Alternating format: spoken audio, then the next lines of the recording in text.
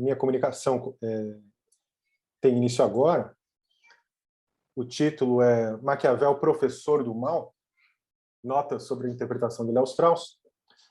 E como começou isso, né? No meu doutorado eu estudei Maquiavel, minha tese foi sobre Maquiavel, e lá eu tive contato com a interpretação de Léo Strauss. De lá para cá, meu interesse no tema aumentou, e eu não estava satisfeito com algumas interpretações sobre o significado de Maquiavel ter retomado essa tese, de Strauss ter retomado essa tese de Maquiavel como professor do mal. Então, eu escrevi essa comunicação e vou aqui compartilhar com vocês. A interpretação de Léo Strauss é uma das principais no campo de estudos maquiavelianos. O livro Reflexões sobre Maquiavel é o mais completo trabalho de Léo Strauss sobre Maquiavel. O livro impressiona pela riqueza de detalhes no comentário dos textos do Florentino. E, de acordo com a classificação de Alan Bloom, famoso ex-aluno de Léo Strauss, essa obra faz parte do terceiro período da obra de Strauss. O primeiro período seria o de um Strauss pré-straussiano, representado pelos livros Spinoza Critique of Religion e The Political Philosophy of Thomas Hobbes. São trabalhos que seguem o padrão acadêmico moderno e suas premissas históricas. O segundo período de sua obra, iniciada com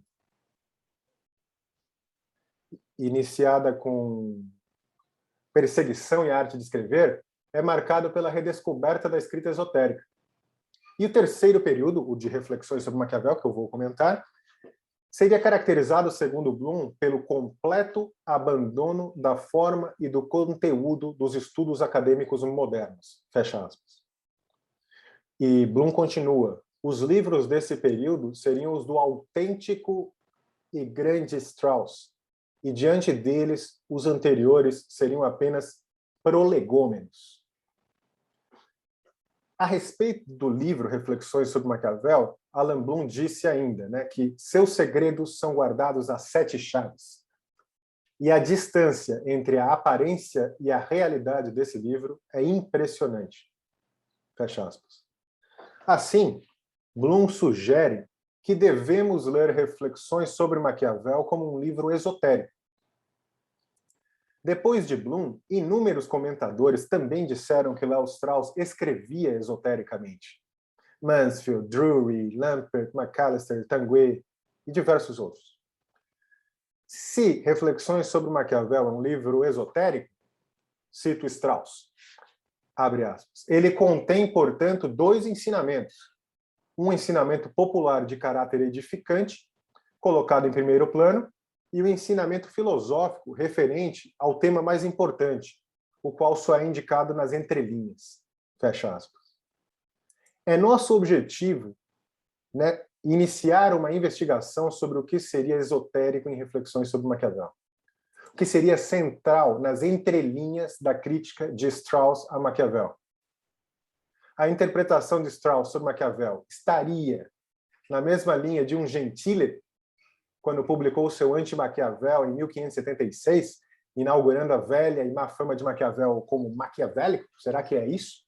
Será que Strauss estaria retomando uma interpretação ingênua de Maquiavel? Qualquer resposta adequada a estas questões passa, a meu ver, por 2 considerações prévias. A primeira já foi mencionada. Léo Strauss escrevia esotericamente. E isso é crível não apenas porque inúmeros comentadores já disseram, mas porque a sua recuperação da filosofia clássica não significa tanto a recuperação de seus conteúdos substantivos, mas sim primordialmente a recuperação de uma determinada relação entre filosofia e sociedade que passa pela escrita esotérica. Essa relação clássica entre filosofia e sociedade é sempre possível porque decorre de um problema perene. Outra consideração prévia necessária para a compreensão de reflexões sobre Maquiavel é que Léo Strauss escrevia como filósofo político e não como simples historiador das ideias. Portanto, Strauss está mais interessado em entender o papel de Maquiavel no processo histórico que leva às ideias que só se desdobraram completamente no século XX. Esse é o foco de Léo Strauss, a meu ver, né? Como o próprio Léo Strauss disse em City and Man, logo no início do City and Man, Léo Strauss escreve que o que move ele a buscar os clássicos não é antiquarismo e nem romantismo, mas a crise de nossa época. É nesse enquadramento, mais preocupado com a crise de nossa época do que com a melhor interpretação antiquária, que devemos compreender a interpretação straussiana de Maquiavel. Todos me ouvem? Ali? Não sei se o áudio está bom. Sim? Obrigado. Obrigado a tua, Carolina. Partindo dessas duas considerações prévias, procuraremos aplicar o método de leitura de Léo Strauss ao próprio texto do Strauss, a fim de elucidar a intenção dele ao retomar a tese de Maquiavel, professor do mal, e expor as entrelinhas do seu duplo ensinamento a respeito de Maquiavel. Em Reflexões sobre Maquiavel, Strauss nos diz que os textos esotéricos possuem autocontradições deliberadas, porque pretendem dizer, cito Strauss, coisas diferentes sobre o mesmo objeto a pessoas diferentes, fecha aspas. E afirma que isso é ironia no sentido primário do texto. Ora, há muitas autocontradições deliberadas em Reflexões sobre Maquiavel. Nesta comunicação, sigo as pistas de Strauss sobre o caráter esotérico do seu próprio livro e quero me concentrar apenas naquilo que pode ser revelado a partir da pista metodológica que Strauss fornece quando discorre sobre o papel das introduções e dos finais e a importância do centro nos livros esotéricos. Pretendo aplicar essa recomendação do Strauss ao texto do próprio Strauss, vamos ver o que acontece. Então, agora, eu vou falar um pouco sobre a importância na retórica de um livro esotérico, qual é o papel dos inícios, dos finais e dos centros. Para Léo Strauss, os escritores esotéricos atribuíam um papel especial para as introduções e os finais, porque seriam as áreas do texto mais acessadas pelos leitores comuns, os não filósofos, que, segundo Strauss, costumam perder a atenção quando se aproximam do centro, pulando, muitas vezes, diretamente para o final. Portanto, as mensagens esotéricas com X, as edificantes, voltadas para os cidadãos, ficam mais explícitas nessas partes iniciais e finais do texto, enquanto as mais esotéricas com S, constituídas por verdades perigosas, estariam mais próximas do centro. Isso significa que, para compreender um livro esotérico, como o de Léo Strauss, sobre Maquiavel, é necessário numerar os parágrafos, classificá-los, nomeando seus argumentos, e identificar onde está o centro exato ou aproximado do texto. Macalister, que tem um livro sobre Strauss, afirma que, abre aspas, um leitor cuidadoso da obra de Strauss conta os parágrafos com diligência, fecha aspas. O próprio Strauss faz alusão à importância da contagem dos parágrafos em diversos momentos de reflexões sobre Maquiavel. Como indício de que Strauss escrevia assim, numerando os parágrafos de acordo com argumentos e dispondo cada um deles de maneira planejada em cada parte do texto, foi encontrado um manuscrito de Strauss com a numeração de cada parágrafo do seu livro Reflexões sobre Maquiavel, acompanhado de um título dado pelo Strauss para cada parágrafo, entre colchetes. Esse manuscrito foi encontrado e publicado como anexo no último livro de Heinrich Meyer, publicado em 2017. Então, quando seguimos o conselho de Macalister e a sugestão do próprio Strauss e começamos a contar os parágrafos do livro Reflexões sobre Maquiavel, descobrimos coisas curiosas. Por exemplo, Léo Strauss escreve uma longa e estranhíssima nota sobre a importância do número 13 em Maquiavel. Sabemos que Strauss não era místico, que seu coração pertencia a Atenas e não a Jerusalém. Portanto, não há nada de místico nessa numerologia. O que ele quer fazer com isso é reter a atenção dos leitores mais exigentes naquele ponto estranho do texto. Porque ali ele discorre sobre algo que seria central, que são as diversas regras de leituras nas entrelinhas. Leitura nas entrelinhas. Por exemplo, Strauss insere a nota sobre a importância do número 13 em Maquiavel no 13º parágrafo do capítulo sobre a intenção de Maquiavel aos discursos. Na nota, Strauss aponta uma relação disso com o número de capítulos que compõe o Príncipe. Estranhíssimo isso, né? Qual é o sentido disso? Nós nos perguntamos ao ler aquilo. Quando vamos ao capítulo de reflexões sobre Maquiavel, sobre o livro Príncipe, percebemos que o próprio também tem 26 parágrafos, o número de capítulos do Príncipe. Outro exemplo encontramos no 2º capítulo sobre o duplo ensinamento de Maquiavel. O capítulo tem 37 parágrafos. O seu centro é o parágrafo 19. Nas últimas linhas do parágrafo imediatamente anterior, parágrafo 18, vemos Strauss abre o parágrafo com a frase, abre aspas, quase exatamente no meio dos discursos, Maquiavel tenta provar, fecho aspas. Ou seja, propositalmente, Strauss usa a frase quase exatamente no meio do seu capítulo sobre os discursos. Além de ser uma brincadeira de Strauss, que revela o bom humor dele, essas referências cruzadas servem para criar uma cumplicidade entre autor e leitor, que pode ser, inclusive, uma cumplicidade na blasfêmia. E indicar ao leitor exigente que ele continue nessa linha, que desvende os códigos criados pelo escritor para encontrar as suas mensagens nas entrelinhas. Nesse exemplo citado, Strauss procura fornecer uma pista importante aos seus melhores leitores. Olhem para o centro.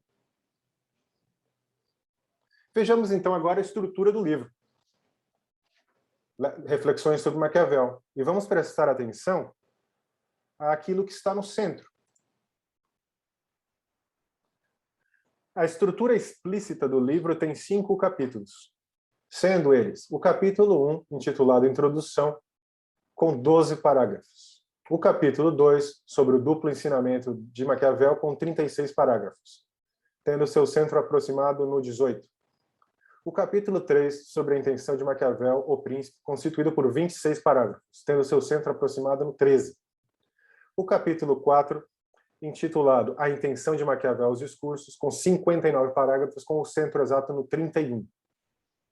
E, por fim, o mais longo e último capítulo, O Ensinamento de Maquiavel, com 89 parágrafos, tendo seu centro exato no parágrafo 45. O livro contém um total de 224 parágrafos, tendo seu centro entre os parágrafos 111, 112 e 113.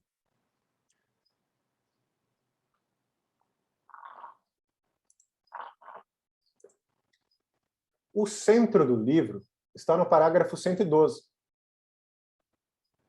Nesse parágrafo, Léo Strauss apresenta divergências entre Maquiavel e Tito Livre. O parágrafo faz parte de uma longa seção do capítulo, que vai dos parágrafos 12 ao 59, em que Léo Strauss procura demonstrar que Maquiavel não pode se identificar com Lívio completamente. E a razão para isso está relacionada com o modo de escrever e o uso de personagens. No parágrafo 112, Strauss comenta o capítulo 13 do livro 2 dos Discursos, um capítulo intitulado Onde se diz que se passa da pequena à grande fortuna por meio da fraude, mais por meio da fraude do que da força. Antes, com aquela nota esquisitíssima sobre o número 13, Strauss já havia nos fornecido pistas para prestarmos atenção nessa coisa, o número 13. O tema já vinha sendo abordado no parágrafo imediatamente anterior ao 112, que girava em torno do uso que os escritores antigos faziam de personagens. Segundo Strauss, Maquiavel se refere 11 vezes à diferença entre Tito Livio e seus personagens, usando expressões como Tito Livio fez alguém dizer ou fazer determinadas coisas, ou Tito Livio colocou essas palavras na boca de alguém. Bem antes disso, no livro, no segundo parágrafo da introdução de Reflexões, Strauss já havia introduzido esse tema, quando escreveu, abre aspas, Maquiavel proclama aberta e triunfalmente uma doutrina corruptora que os autores antigos ensinaram secretamente e com todos os sinais de repugnância. Ele diz em seu próprio nome coisas chocantes que os escritores antigos disseram pela boca de personagens. Fecho aspas. Depois, no capítulo sobre o príncipe, Strauss nos lembra que o próprio Maquiavel sabia que os escritores antigos escreviam esotericamente. E cita como prova um trecho do capítulo 18 do Príncipe, em que Maquiavel disse, abre aspas, saber empregar bem o animal e o homem era matéria que já foi ensinada aos príncipes veladamente pelos antigos escritores, ou seja, veladamente, usando personagens e figuras como o centauro Quiron. Então, o Strauss nos mostra com isso que Maquiavel sabia que os escritores antigos escreviam esotericamente. Em seguida, no capítulo sobre o príncipe, Strauss comenta que, abre aspas, pelo simples fato de ensinar abertamente em seu próprio nome o que alguns autores antigos ensinaram de modo disfarçado, por meio de personagens, como porta-vozes, Maquiavel apresenta um ensinamento ou doutrina completamente novo. Ele é um Quiron de tipo absolutamente novo. Então eu me pergunto, se Strauss já havia feito alusão a essa diferença entre o modo de escrever de Maquiavel e dos clássicos, lá na introdução e em capítulos anteriores, por que ele retoma esse assunto no centro do livro? O que haveria de novo no centro do livro a respeito do mesmo assunto que foi abordado antes, que é a diferença no modo de escrever entre Maquiavel e os clássicos? Essa é uma questão que eu gostaria de enfrentar, né? Tem alguma coisa de novo no modo como ele aborda esse assunto no centro e nos momentos anteriores? Voltemos então agora ao centro do livro. No parágrafo 112, Strauss considera que o capítulo 3 do livro 2 dos discursos compõe abre aspas, o centro da seção dedicada à religião dos romanos, fecha aspas. E destaca que as diferenças entre o modo como Xenofonte, Tito Livio e Maquiavel tratam da necessidade do logro e da fraude. Strauss observa que, cito Strauss, não é nenhum acidente que Maquiavel enfatize a diferença entre autores e seus personagens nesse contexto. Não os homens que usaram a fraude em grande escala, mas aqueles que escrevem a respeito desses homens devem, sob certas condições, revelar essa fraude. Pode-se dizer que revelar essas condições é o principal propósito do nosso capítulo. Fecho aspas. É digno de atenção que nesse trecho, no centro do livro, Léo Strauss revele abertamente o seu propósito principal no capítulo. Saber em quais condições os escritores devem revelar fraudes. Em seguida, Strauss cita Maquiavel, abre aspas. Xenofonte, na sua Vida de Ciro, mostra essa necessidade do logro. A primeira expedição de Ciro é cheia de fraude, e Xenofonte o descreve conquistando seu reino pelo logro e não pela força. Ele o descreve enganando, fecha aspas. Entretanto, observa Strauss, cito Strauss de novo, Xenofonte apresenta a lição numa obra de ficção cujo personagem principal é um estrangeiro, um soberano asiático, fecha aspas. Maquiavel também havia usado Tito Livio para passar o seu ensinamento sobre a fraude, mas, segundo Strauss, ele expõe a fraude por meio da qual Roma ascendeu à grandeza, usando uma vítima da fraude romana, um inimigo de Roma como seu porta-voz. Fecha aspas. E Strauss comenta: enquanto Xenofonte fala em seu próprio nome de uma fraude cometida por um soberano estrangeiro, Tito Livio fala pela boca de um estrangeiro sobre a fraude cometida por seus próprios soberanos. Ninguém, ao que parece, fala em seu próprio nome sobre o engano que está na fonte do ser ou bem-estar da sua própria comunidade. Fecha aspas. Isso não significa que os escritores antigos não estivessem, de algum modo, oferecendo esse ensinamento, entre aspas, maquiavélico para os seus melhores leitores. Cito Strauss, abre aspas. Tito Livio não era servil a ponto de suprimir as verdades que não eram palatáveis ao seu próprio povo. Sendo mais sábio que os romanos, ele os enganou. Ele faz uso de uma nobre mentira para expor um logro ignóbil.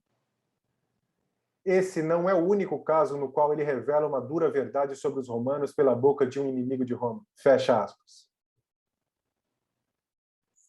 Segundo Strauss, então, a diferença entre o modo como Maquiavel e os escritores antigos expunham verdades duras, abre aspas, cito Strauss, pode tornar-nos conscientes do argumento oculto que Maquiavel dirige aos seus oponentes.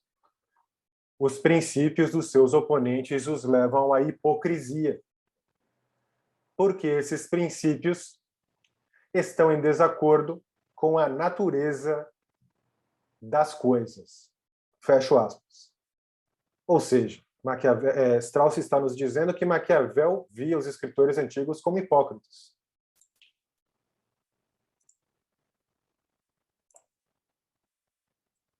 Nesse momento, começamos a adentrar na diferença entre a maneira como Strauss coloca a questão no início do livro e no centro. No centro do livro, Léo Strauss insere uma motivação moral de Maquiavel para o seu desacordo com seus oponentes clássicos. Maquiavel, ao contrário dos escritores antigos, não se sentiria confortável com a hipocrisia. Parece ser mais difícil para ele fazer uso de nobres mentiras, de caráter edificante, porque elas não são verdadeiras, não estariam de acordo com a verdade efetiva das coisas. Podemos relacionar essa observação que Léo Strauss escreve no segundo parágrafo, imediatamente posterior ao centro do livro, quando Léo Strauss escreve, no parágrafo imediatamente posterior ao centro do livro, que Maquiavel faz uma crítica imanente da tradição bíblica. Fecho aspas. A frase é do Strauss, crítica imanente da tradição bíblica, que está lá no parágrafo imediatamente posterior ao centro do livro e sem grandes explicações, passando quase que despercebido. Faz uma crítica imanente à tradição bíblica. Quando Strauss usa a expressão crítica imanente da tradição bíblica, essa expressão, já sabemos, outras pessoas já haviam feito esse tipo de comentário, né? Hegel e Nietzsche, por exemplo, que consideravam o iluminismo como um cristianismo secularizado, que resultou de uma crítica imanente. Nietzsche, filósofo muito lido e comentado por Strauss, foi mais enfático nessa avaliação, afirmando que, abre aspas, cito Além do Bem e do Mal 202, o movimento democrático moderno é um herdeiro do movimento cristão. Fecha aspas. O que o iluminismo teria herdado do cristianismo seria, para Nietzsche e para Léo Strauss, principalmente a probidade intelectual, o igualitarismo e a propaganda. O que merece destaque nessa atribuição feita por Strauss de um motivo moral para o modo ousado como Maquiavel expõe verdades duras, em vez de agir de forma hipócrita com nobres mentiras, é que, tanto em razão da probidade intelectual quanto da igualdade, a escrita esotérica dos escritores clássicos seria inaceitável para um cristão moral coerente, seja ele religioso ou um iluminista secularizado. Pois eles consideram imoral tanto a hipocrisia quanto a suposição de que os homens não são iguais. Portanto, para eles seria imoral supor, como os clássicos, que nem todo mundo poderia viver como filósofo ou como sujeito crítico. Ao dizer que Maquiavel critica seus oponentes clássicos porque seus princípios levariam à hipocrisia, Strauss indica que Maquiavel teria sido moralmente cristão e juvenil. Ele utiliza a expressão juvenil na página 162, no centro do capítulo sobre os discursos. Maquiavel seria juvenil na sua ânsia de falar a verdade em seu próprio nome e abertamente a todos. Portanto, se no início do livro Strauss escreve sobre Maquiavel como professor do mal e relaciona isso com a opinião simples sobre o maquiavelismo, no centro do livro, o problema não é o maquiavelismo, mas falar verdades maquiavélicas abertamente para todos e em seu próprio nome, sem a prudência dos clássicos. A mudança no modo de escrever refletiria uma mudança moral e o início da crítica imanente ao cristianismo. No parágrafo central, 45, do último e maior capítulo do livro, Strauss afirma que, abre aspas, é apenas o seu ensinamento a respeito da moralidade e da política que pode ser considerado inteiramente novo. Fecha aspas. Com ele, abre aspas de novo, Maquiavel contradiz toda a tradição filosófica. E mesmo que fosse verdade que Maquiavel divergiu dos seus antecessores apenas por essa ousadia, sendo ponderada, essa ousadia pressuporia toda uma nova estimação do que pode ser proposto publicamente, e logo, toda uma nova estimação do público, e, portanto, uma nova estimação acerca do homem. Fecha aspas. Nesse sentido, para Strauss, Maquiavel era um profeta que anunciava uma boa nova que estava em gestação, o iluminismo. E queria expandir ela por meio da propaganda. Segundo Strauss, citando Strauss, Maquiavel, abre aspas, rompe com a grande tradição e dá início ao esclarecimento. O que temos de considerar é se esse esclarecimento merece o seu nome ou se seu nome verdadeiro é obscurecimento. Fecha aspas. E agora eu entro nas minhas considerações finais. Léo Strauss retoma a tese de Maquiavel, professor do mal, de forma irônica. Ou seja, escreve pensando em dirigir mensagens diferentes para públicos diferentes. Nesta breve comunicação, não analisei o papel da introdução, apenas procurei elucidar um pouco o conteúdo da mensagem esotérica no centro do livro. Enquanto as críticas de aparência mais ingênua a Maquiavel como professor do mal aparecem na superfície, estão mais presentes na introdução, as mensagens esotéricas que encontramos no centro do livro revelam que o problema para Strauss não era o suposto caráter antibíblico de Maquiavel, anticristão, mas o contrário disso. O problema era que Maquiavel seria cristão demais. Para Strauss, a crítica imanente ao cristianismo, iniciada por Maquiavel, inicia o esclarecimento. Um projeto que, aos olhos dele, na versão soft, teria levado ao último homem, ou ao niilismo com happy end, como descreveu Alan Bloom. E na versão hard, esse projeto, né, iluminista radical, teria dado origem a movimentos políticos radicais que criaram as tiranias modernas no século XX. Para Strauss, os membros do senso comum acadêmico não tinham como enxergar nenhum perigo em Maquiavel e nem nesse projeto, abre aspas, porque são herdeiros da tradição maquiavélica, fecha aspas, e têm um vínculo religioso com a moral cristã secularizada. A introdução do livro ganha um outro significado quando retornamos a ela depois de analisar as entrelinhas do centro. De certa forma, o central já estava lá, mas de outra maneira. Por isso, Strauss havia nos alertado lá no início da introdução. O problema inerente à superfície das coisas e apenas na superfície das coisas é o coração das mesmas coisas. Fecha aspas. Nesse sentido, Strauss havia afirmado na introdução, cito Strauss, somos simpáticos à opinião simples sobre Maquiavel não apenas porque ela é salutar, mas acima de tudo porque deixar de levar essa opinião a sério impede que se faça justiça ao que é verdadeiramente admirável nele, a intrepidez de seu pensamento, a grandeza da sua visão e a sutileza graciosa do seu discurso. Fecha aspas. Ou seja, a opinião simples de Maquiavel como professor do mal seria boa por ser salutar, o que é diferente de ser verdadeira.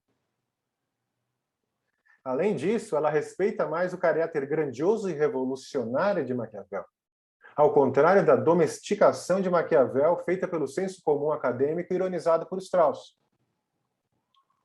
Portanto, para Strauss, se Maquiavel pode ser em algum sentido um professor do mal, esse mal resultou da própria bondade moral cristã de Maquiavel, que o tornou incapaz de, abre aspas, dominar o seu coração, fecha aspas, e entender como os clássicos que, abre aspas, o que não deve ser dito, não pode ser dito, fecha aspas. O cristão juvenil Maquiavel não teria chegado à maturidade platônica que considerava que, cito agora City and Man, de Léo Strauss, abre aspas, é impossível para um homem sábio beneficiar a sua cidade a não ser enganando-a, fecha aspas. Assim, Maquiavel foi um anjo caído para Strauss, um grande filósofo, mas que não conseguiu, como os clássicos, separar a interminável e fugidia busca da verdade, para alguns, da construção artística de ensinamentos edificantes. Essa fraqueza iniciou um caminho que leva para baixo, que foi acentuado pela separação entre sabedoria e moderação no pensamento de Maquiavel, perceptível em sua ambiguidade em relação à tirania, seu gosto por medidas extremas, pela audácia, pela vida ativa sem a moderação da vida contemplativa. Assim, Maquiavel teria inspirado movimentos políticos radicais que produziram tiranias no século XX. Contra esse caminho, para baixo, é que Léo Strauss concluiu na última frase do livro que, cito Strauss, embora a filosofia deva guardar-se do desejo de ser edificante, ela é, inevitavelmente, edificante.